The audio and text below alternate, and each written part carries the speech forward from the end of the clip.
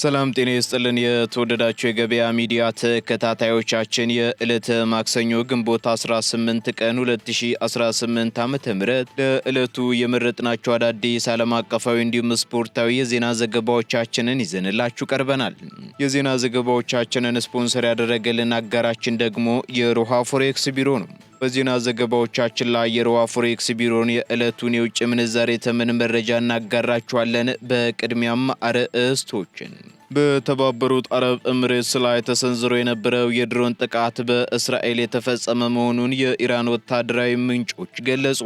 በተባበሩት አረብ ኤምሬትስ ላይ ተሰንዝሮ የነበረው የድሮን ጥቃት በእስራኤል የተፈጸመ መሆኑን የኢራን ወታደራዊ ምንጮች አጋለጡ። ድርጊቱም እስራኤል የተባበሩት አረብ ኤምሬትስን ከኢራንና ከሌሎች የእስልምና ሀገራት ጋር ወደ ከፋ ቀውስና ግጭት ለመክተት ሆን ብላ ያቀደችው ሐሰተኛ መታወቂያ ወይንም ፎልስ ፍላግ ያለው ሴራ መሆኑ ተነግሯል። በዝርዝር እናጋራችኋለን። የአሜሪካው ማዕከላዊ እዝ የአሜሪካ ጦር በደቡባዊ ኢራን በሚገኙ ወታደራዊ ኢላማዎች ላይ የራስ መከላከል ጥቃቶችን መፈጸሙን አስታወቀ። ይሁን እንጂ ይህ እርምጃ በሁለቱ ወገኖች መካከል የተደረሰውንና አሁንም በስራ ላይ ያለውን የተኩስ አቁም ስምምነት እንደማያፈርሰው እዙ ቢያስረዳም በዓለም አቀፉ ህብረተሰብ ዘንድ ግን ከፍተኛ ስጋትን ደቅኗል ተብሏል። የምትሰሙት መረጃችን ነው። የአሜሪካው ፕሬዝዳንት ዶናልድ ትራምፕ ከኢራን ጋር እየተደረገ ያለውን የድርድር ሂደት ተከትሎ የኢራን የበለጸገ የዩራኒየም ክምችት ለአሜሪካ ተላልፎ መሰጠት አሊያም ደግሞ በዓለም አቀፉ የአቶሚክ ኢነርጂ ኤጀንሲ ቁጥጥር ስር በሌላ ቦታ መወገድ እንዳለበት አጥብቀው አሳሰቡ። የኢራን ባለስልጣናት በበኩላቸው አሁን በመካሄድ ላይ ባለው ድርድር መሰረት ሊደረስበት የታሰበው የ60 ቀናት የተኩስ አቁም ስምምነት ተግባራዊ መሆን እስኪጀምር ድረስ በኒውክሌር ጉዳይ ላይ ለመወያየት ፈቃደኛ ለመሆናቸውን ገልጸዋል። በዝርዝር ይዘነዋል። የእስራኤሉ ጠቅላይ ሚኒስትር ቤንያሚን ኔታንያሁ የሀገሪቱ መከላከያ ኃይል በሊባኖስ በሚገኘው የሂዝቦላ ታጣቂ ቡድን ላይ የሚሰነዝረውን ጥቃት ይበልጥ እንዲያፋጥንና እንዲያጠናክር ጥብቅ ትዕዛዝ አስተላለፉ። የጠቅላይ ሚኒስትሩን መግለጫ ተከትሎም የእስራኤል መከላከያ ኃይል በምስራቃዊ ሊባኖስ በበሸቃ ሸለቆና በደቡባዊ ሊባኖስ የጢሮስ ከተማን ጨምሮ በሰባ የሂዝቦላ ጦር እዝ የጦር መሳሪያ ግምጃ ቤትና ወታደራዊ መሰረተ ልማቶች ላይ ከባድ የአየር ጥቃት መፈጸሙን ይፋ አድርጓል። የምትሰሙት መረጃችን ነው።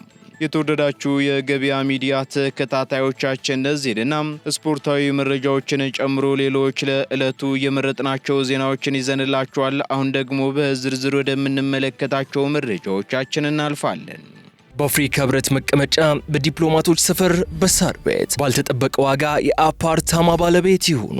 አዎ ባልተጠበቀ ዋጋ አፓርታማን ለመግዛት 40 እና 50 ሚሊዮን ብር በሚጠየቅበት ሳር ቤት ፍጥነት፣ ጥራትና ታማኝነት መገለጫው የሆነው ቴምር ፕሮፐርቲስ ሳር ቤት አደባባይ ከአዳምስ ፓቪሊዮን ጎን ከ1.8 ሚሊዮን ብር ቅድመ ክፍያ ጀምሮ ወይንም ከጠቅላላ ክፍያ 6.3 ሚሊዮን ብር ጀምሮ ከባለ 1 እስከ ባለ 3 መኝታ ይዘንሎት ቀርበናል። በ20 በመቶ ቅድመ ክፍያ ቀሪውን በ14 ዙር ያለምንም የዋጋ ጭማሪ ሳያሳስቦት ከፍለው ይጨርሳሉ። አስበልጠው ሲከፍሉም እስከ 30 በመቶ ቅናሽ ያገኛሉ። ቤት ሲገዙም ልዩ የሼባ ማይል ስጦታ ያገኛሉ። ለውስን ቤቶች ብቻ ያወጣ ስለሆነ በ0908770077 ፈጥነው ይደውሉ። አሜሪካ በኢራን ላይ የኃይል እርምጃ መውሰድ ጀመረች። የዩናይትድ ስቴትስ ማዕከላዊ እዝ ሴንትኮም የአሜሪካ ጦር በደቡባዊ ኢራን በሚገኙ ወታደራዊ ኢላማዎች ላይ የራስ መከላከያ ጥቃቶችን መፈጸሙን አስታወቀ። ይሁን እንጂ ይህ እርምጃ ደግሞ በሁለቱ ወገኖች መካከል የተደረሰውንና አሁንም በስራ ላይ ያለውን የተኩስ አቁም ስምምነት እንደማያፈርስም እዙ አጥብቆ ገልጿል። የሴንትኮም ቃል አቀባይ የሆኑት የባህር ኃይል ካፒቴን ቲም ሃውኪንስ ጥቃቱን ተከትሎ በሰጡት መግለጫ ጥቃቱ የተፈጸመው የአሜሪካን ወታደሮች ከኢራን ኃይሎች ሊሰነዘርባቸው ከሚችል ቀጥተኛ ስጋት ለመጠበቅ መሆኑን ገልጸዋል። እንደ ቃል አቀባዩ ማብራሪያ ከሆነ ደግሞ የአሜሪካ ጦር የመታቸው ኢላማዎች የሚሳኤል ማስወንጨፊያ ጣቢያዎችንና በሆርሙዝ የባህር ወሽመጥ ላይ የባህር ላይ ፈንጂዎችን ለመቅበር ሲንቀሳቀሱ የነበሩ የኢራን ጀልባዎች እርምጃዎችን ያካተቱ ናቸው ብሏል። ስለሆነም የአሜሪካ ጦር ራሱን የመከላከል ህጋዊ መብቱን የተጠቀመ ቢሆንም አሁንም በስራ ላይ ባለው የተኩስ አቁም ስምምነት መሰረት ራስን የመክታት እርምጃዎችን መውሰዱን እንደሚቀጥልም ሴንቲኮም አረጋግጧል።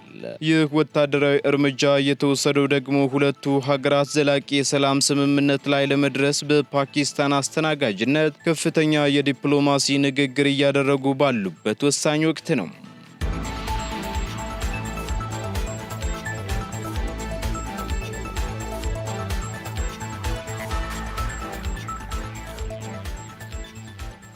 በተባበሩት አረብ ኤምሬትስ ላይ የተሰነዘረው የድሮን ጥቃት በእስራኤል የተፈጸመ መሆኑን የኢራን ወታደራዊ ምንጮች አጋለጡ። በቅርቡ በተባበሩት አረብ ኤምሬትስ የባራካ የኒውክሌር ኃይል ማመንጫ ጣቢያ አቅራቢያ የተፈጸመውን የድሮን ጥቃት የፈጸመችው እስራኤል መሆኗንም የኢራን ወታደራዊ ምንጮችን በመጥቀስ ታስኒም የተሰኘው የዜና ወኪል ዘግቧል። እንደ ወታደራዊ ምንጮቹ ገለጻ ከሆነ ደግሞ በሀገሪቱ የጦር ኃይሎች የተካሄዱ የቴክኒክ ግምገማዎችና ምርመራዎች በጥቃቱ ላይ የእስራኤል እጅ እንዳለባት አረጋግጠዋል። ድርጊቱ ደግሞ እስራኤል የተባበሩት አረብ ኤምሬትስን ከኢራንና ከሌሎች የእስልምና ሀገራት ጋር ወደ ከፋ ቀውስና ግጭት ለመክተት ሆን ብላ ያቀደችው ሐሰተኛ መታወቂያ ወይንም ፎልስ ፍላግ ያለው ሴራ ነው ሲሉ ምንጮቹ ከሰዋል። የተባበሩት አረብ ኤምሬትስ መከላከያ ሚኒስቴር በበኩሉ ባወጣው መግለጫ የአየር መከላከያ ስርዓቶቹም ወደ ሀገሪቱ የአየር ክልል የገቡ 3 ድሮኖችን መከላከላቸውን ገልጾ እንደነበር ይታወሳል። ይሁን እንጂ አንደኛው ድሮን በባራካ የኒውክሌር ጣቢያ የውጭ ግንብ አቅራቢያ በሚገኘው የኤሌክትሪክ ጄኔሬተር ላይ ጉዳት ማድረሱ ተነግሯል። ምንም እንኳ ኤምሬትስ ድሮኖቹ ከኢራቅ አቅጣጫ እንደመጡ ብትገልጽም የኢራን ወታደራዊ ምንጮች ግን ጥቃቱን በቀጥታ የሰነዘረችው እስራኤል መሆኗን በጽኑ ይከራከራሉ። ይህ በእንዲህ እንዳለ የተባበሩት መንግስታት ድርጅት የዓለም አቀፍ የአቶሚክ ኢነርጂ ኤጀንሲ ዋና ዳይሬክተር ራፋኤል ግሮሲ በበኩላቸው በጦርነትም ሆነ በማንኛውም ግጭት ወቅት የኒውክሌር ጣቢያዎች በምንም መልኩ ኢላማ መደረግ እንደሌለባቸው አሳስበዋል። ድርጊቱ ዓለም አቀፍ ሕግን የጣሰና በቀጠናው ላይም ከፍተኛ የደህንነት ስጋት የሚደቅን በመሆኑም በጽኑ ሊኮነን እንደሚገባም አስገንዝበዋል። በሌላ በኩል እስራኤል እስካሁን ድረስ በጉዳዩ ላይ የሰጠችው አጸፋዊ ምላሽ የሌለ ሲሆን ክስተቱ አስቀድሞ ውጥረት ነግሶበት በሰነበተው የባህረ ሰላጤው ቀጠና ላይ ተጨማሪ ዲፕሎማሲያዊና ወታደራዊ ፍጥጫን ፈጥሯል።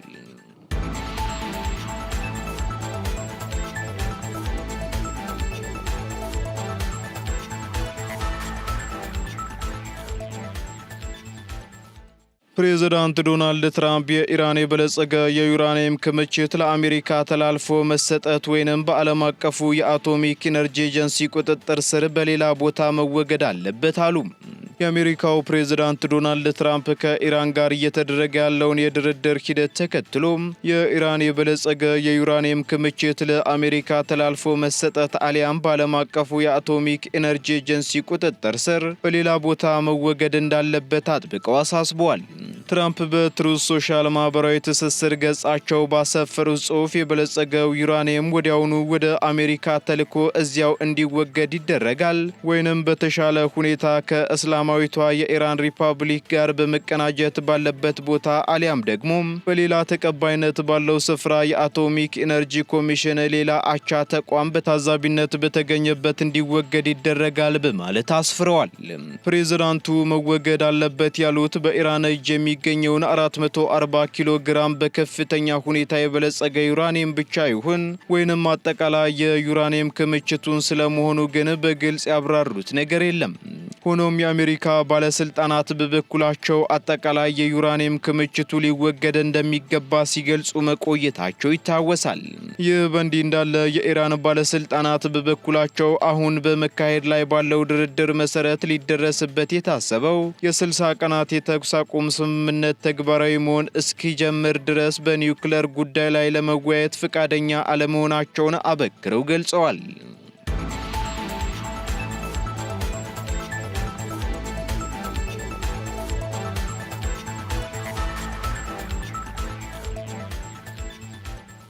ኔታንያሁ የእስራኤል ጦር የሊባኖስ ታጣቂ ቡድን ላይ የሚያደርገውን ጥቃት ይበልጥ እንዲያጠናክር አዘዙ። የእስራኤሉ ጠቅላይ ሚኒስትር ቤንያሚን ኔታንያሁ የሀገሪቱ መከላከያ ኃይል በሊባኖስ በሚገኘው የሂዝቦላህ ታጣቂ ቡድን ላይ የሚሰነዝረውን ጥቃት ይበልጥ እንዲያፋጥንና እንዲያጠናክር ትዕዛዝ አስተላልፈዋል። ጠቅላይ ሚኒስትሩ ይህንን ትዕዛዝ ያስተላለፉት ደግሞ ሂዝቦላህ በእስራኤል ይዞታዎች ላይ የሚሰነዝረውን የድሮን ጥቃት ማጠናከሩን ተከትሎ ነው ተብሏል። ኔታንያሁ በማህበራዊ ሚዲያ ባስተላለፉት የቪዲዮ መልእክት ጦራችን ፍጥነቱን እንዲጨምርና ጥቃቱንም ይበልጥ እንዲያጠናክር መመሪያ ሰጥቻለሁ ሲሉ ተደምጠዋል። አያይዘውም ሂዝቦላህ በፋይበር ኦፕቲክ የሚመሩ አዳዲስ ድሮኖችን በመጠቀም ጥቃት እያደረሰ መሆኑን ገልጸው ይህንን ቴክኖሎጂ ለመመከትም ልዩ ቡድኑ እየሰራ ቢሆንም አሁን ካለው ተጨባጭ ሁኔታ አንጻር የጥቃቱን መጠንና ኃይል በእጅጉ መጨመርና ቡድኑን ማድነቅ አስፈላጊ መሆኑን አስገንዝበዋል።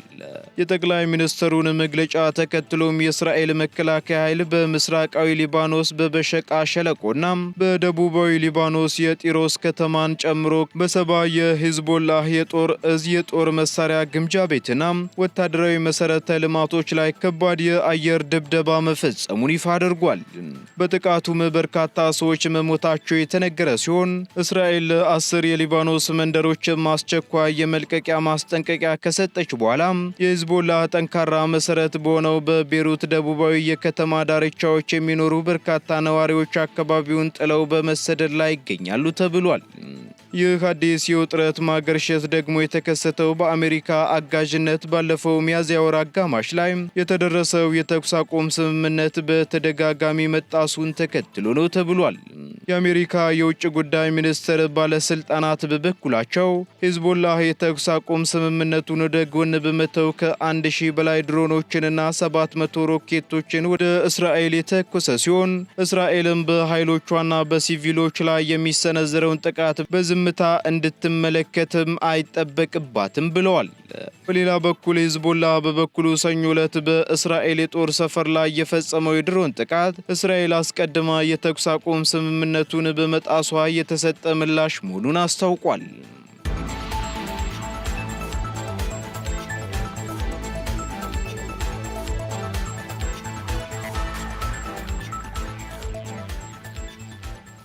ኢራን የውጭ ጉዳይ ሚኒስትሯ በአሜሪካ ቪዛ እገዳ ምክንያት በተመድ የጸጥታው ምክር ቤት ስብሰባ ላይ እንደማይገኙ አስታወቀች። የኢራን የውጭ ጉዳይ ሚኒስትር አባስ አራግቺ በአሜሪካ የቪዛ አሰጣጥ መዘግየት ምክንያት በኒውዮርክ በሚካሄደው የተባበሩት መንግስታት ድርጅት የጸጥታው ምክር ቤት ስብሰባ ላይ እንደማይገኙ የሀገሪቱ የውጭ ጉዳይ ሚኒስትር አስታውቋል።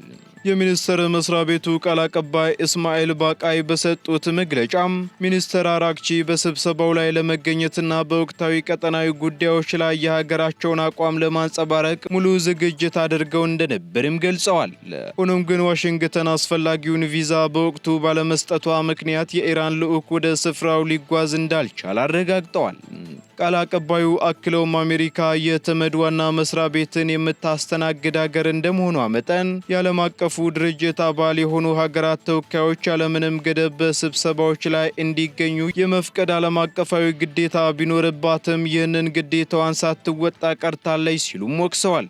በዚህም ምክንያት የውጭ ጉዳይ ሚኒስትሩ በስብሰባው ላይ በአካል ከመገኘት ይልቅ የኢራንን መልእክት በቪዲዮ ኮንፈረንስ ወይንም በሌሎች ዲፕሎማሲያዊ አማራጮች ለማስተላለፍ እንደሚገደዱም ተገልጿል።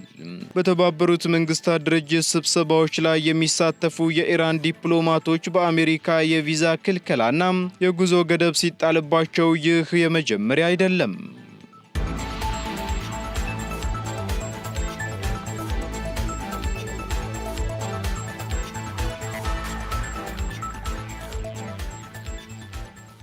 ቁልፍ የሆኑ የአሜሪካ ተመራማሪዎች ከዓለም አቀፍ የቫይረስ መከላከል ውይይቶች መገለላቸውን ተከትሎ ከፍተኛ ስጋት ተቀሰቀሰ። የዶናልድ ትራምፕ አስተዳደር ቁልፍ የሆኑ የአሜሪካ የጤና ተመራማሪዎችንና ሳይንቲስቶችን ከዓለም አቀፍ የቫይረስ ምላሽ ሰጭነት ውይይቶች እያገደ መሆኑን ይፋ የሆኑ ሰነዶችንና የውስጥ ምንጮችን ጠቅሶ ሲኤንኤን ዘግቧል።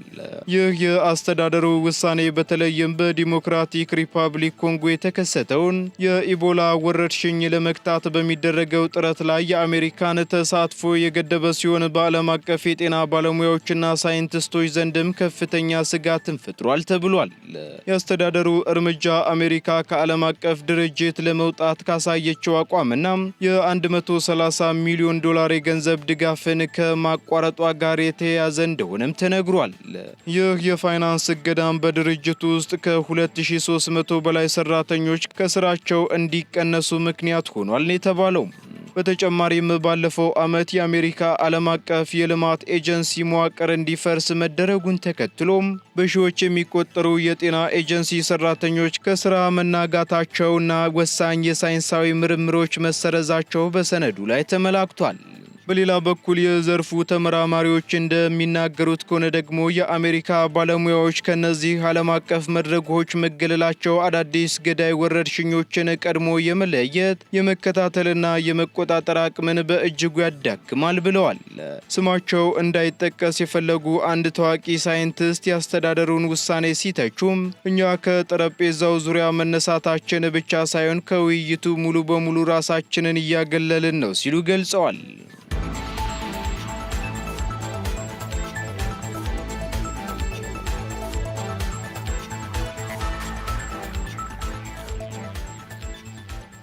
ቀጥለናል ውድ ተከታታዮቻችን። አሁን ደግሞ ስፖርታዊ መረጃዎቻችንን የምንሰማበት ሰዓት ላይ ደርሰናል። በዚህም ከሀገር ውስጥ እንዲሁም ከባህር ማዶ አዳዲስና ወቅታዊ ስፖርታዊ መረጃዎችን መኮንን አልማው አዘጋጅቷቸዋል። ተከታትለን እንመለስ። አመሰግናለሁ መለኩ። እንደምንውላችኋል ውድ የገበያ ሚዲያ ቤተሰቦቻችን፣ እነሆ የዕለቱን የስፖርት ዜናዎች ይዤላችሁ ቀርቤያለሁ።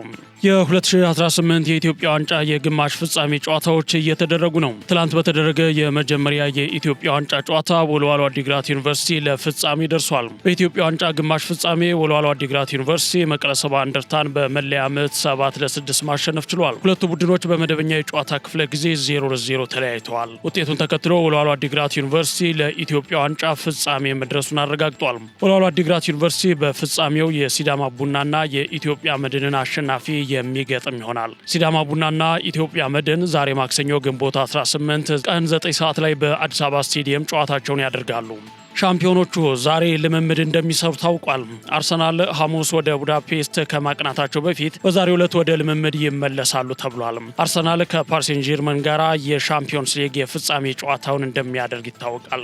የፕሪሚየር ሊጉ ክለቦች በውድድር ዓመቱ ያገኙት የገንዘብ መጠን ይፋ ተደርጓል። ተወዳጁ የእንግሊዝ ፕሪሚየር ሊግ የ2025/26 የውድድር ዘመን እሁድ ምሽት መጠናቀቁ ይታወቃል። የዘንድሮው የእንግሊዝ ፕሪሚየር ሊግ ለክለቦች በርካታ ገንዘብ በማከፋፈል ሪካርድ ሆኖ መመዝገቡንም ዘ አትሌቲክስ ዘግቧል። የእንግሊዝ ፕሪሚየር ሊግ በዚህ ዓመት በታሪኩ ለመጀመሪያ ጊዜ ለተሳታፊ 20 ክለቦች ከ3 ቢሊዮን ፓውንድ በላይ አከፋፍሏል። ፕሪሚየር ሊጉ ባለፉት የውድድር ዓመታት 2.8 ቢሊዮን ፓውንድ ነበር ያከፋፈለው። የፕሪሚየር ሊጉ ሻምፒዮን አርሰናል 200 ሚሊዮን ፓውንድ የሚጠጋ ገንዘብ አግኝቷል። የአርሰናል ገንዘብ ሊቨርፑል አምና የሊጉ አሸናፊ ሆኖ ካገኘው ገንዘብ በ23.8 ሚሊዮን ፓውንድ የበለጠ ሆኗል። በዚህ መሰረት አርሰናል 198.5 ሚሊዮን ፓውንድ ገንዘብ ገቢ ሲያደርግ ውድድሩን ሁለተኛ ሆኖ ያጠናቀቀው ማንቸስተር ሲቲ 192.5 ሚሊዮን እንዲሁም ማንቸስተር ዩናይትድ 190.5 ሚሊዮን እና አስቶን ቪላ 182.6 ሚሊዮን ገቢ አድርገዋል። የአምናው ሻምፒዮን ሊቨርፑል በበኩሉ አምና ሻምፒዮን ከሆነበት ገንዘብ በላይ ዘንድሮ 181.8 ሚሊዮን ዩሮ ገንዘብ ገቢ አድርጓል። የሊዮኔል ሜሲ የጉዳት ሁኔታ አርጀንቲናውያንን አስግቷል። ኢንተር ሚያሚ እሁድ ሌሊት ፊላደልፊያን 6-4 ባሸነፈበት የሜጀር ሊግ ሶከር ጨዋታ ሊዮኔል ሜሲ ጉዳት እንዳጋጠሙ ተነግሯል። ሊዮኔል ሜሲ በጨዋታው 72ኛው ደቂቃ ላይ አሰልጣኙ እንዲቀይሩት በመጠየቅ ነበር ከሜዳ የወጣው። አርጀንቲናዊ ኮከብ ሊዮኔል ሜሲ እንዲቀየር የጠየቀው የህመም ስሜት ስለተሰማው መሆኑ ተገልጿል። የኢንተር ሚያሚ አሰልጣኝ የሆኑት ጉሌርሞ ሆዮስ ከጨዋታው በኋላ በሰጡት አስተያየት ስለ ሜሲ ሁኔታ የተረጋገጠ መረጃ አልደረሰኝም ብለው ነበር። በቀጣይ ቀናት የበለጠ እናውቃለን ሲሉ ያስረዱት አሰልጣኙ የአካል ድካም ስሜት ነው የተሰማው ሲሉም ተናግረዋል። የዓለም ዋንጫ ውድድር 16 ቀናት በቀሩበት ጊዜ ሊዮኔል ሜሲ ጉዳት ማስተናገዱ አርጀንቲናውያንን አስግቷል። ማክቶሚኒ በስሙ ገንዘብ ታትሞለታል። የስኮትላንድ ባንክ በስኮት ማክቶሞኒ ስም አዲስ የ20 ፓውንድ ገንዘብ ኖት ይፋ አድርጓል። በገንዘብ ኖቱ ላይ ማክቶሞኒ ዴንማርክ ላይ ያስቆጠራት የመቀስ ምት ጎል ምስል ተቀምጧል። ስኮትላንድ ዴንማርክን አሸንፋ ከ28 ዓመታት በኋላ ለዓለም ዋንጫ ማለፉ አይዘነጋም። በልዩነት የቀረበውን የገንዘብ ኖት በበይነ መረብ ጨረታና በሎተሪ ሽልማት ማግኘት እንደሚቻልም ባንኩ ገልጿል። ከገንዘብ ከገንዘቡ የሚገኘው ገቢ በስኮትላንድ ችግር ላይ ለወደቁ እርዳታ እንደሚውል ተነግሯል። የስፔን ብሔራዊ ቡድን የ2026 ዓለም ዋንጫ ውድድር ስብስቡን በይፋ አስታውቋል። አሰልጣኝ ሉዊስ ዴ ላ ፉንቴ በስብስባቸው አንድም የሪያል ማድሪድ ተጫዋች ሳያካትቱ ቀርተዋል። ይህም በታሪክ ለመጀመሪያ ጊዜ ሆኖ ተመዝግቧል። ስፔን በዓለም ዋንጫው ከኬፕ ቨርዴ፣ ሳውዲ አረቢያና ዩራጋይ ጋር በአንድ ምድብ ትገኛለች። የስፔን ብሔራዊ ቡድን አሰልጣኝ ሉዊስ ዴ ላ ፉንቴ ስፔን የዓለም ዋንጫን የማሸነፍ አቅም እንዳላት ተናግረዋል። ዋንጫውን የማሸነፍ ቅድመ ግምት እንዳገኘ ብሔራዊ ቡድኑ ይሰማናል ሲሉ አሰልጣኝ ሉዊስ ዴ ላ ፉንቴ ተናግረዋል። የዓለም ዋንጫን ማሸነፍ እንደምንችል ይሰማናል የሚሉት አሰልጣኙ ነገር ግን ይህ ብቻ በቂ አይደለም፣ መስራት አለብንም ብለዋል። በዓለም ዋንጫው ወቅት ወሳኝ ተጫዋቾች ትንሽ ችግር ካለባቸው አደጋውን ተጋፍጠው እንደሚያልፉም አሰልጣኙ ገልጸዋል። መላኩ ለሰዓቱ ያስኳቸውን ስፖርታዊ ዜናዎች በዚሁ ልቋጭ። አመሰግናለሁ።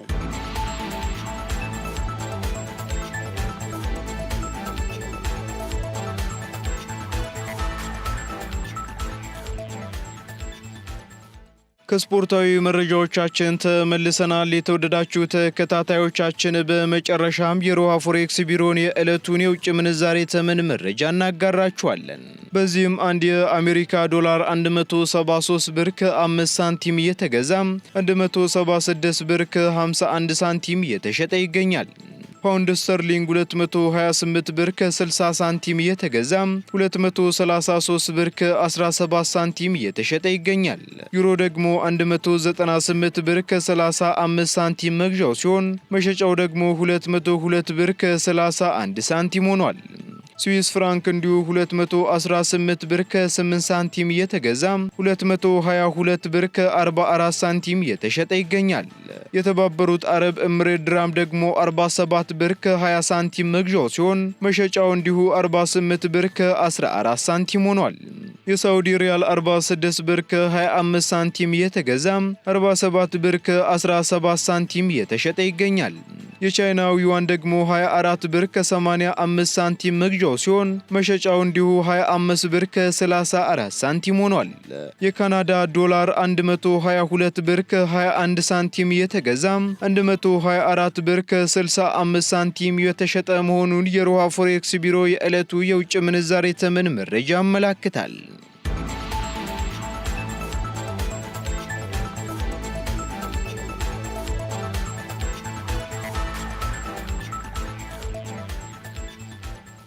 የተወደዳችሁ የገበያ ሚዲያ ተከታታዮቻችን ለዕለቱ የመረጥናቸው መረጃዎቻችን እነዚህን ይመስሉ ነበር።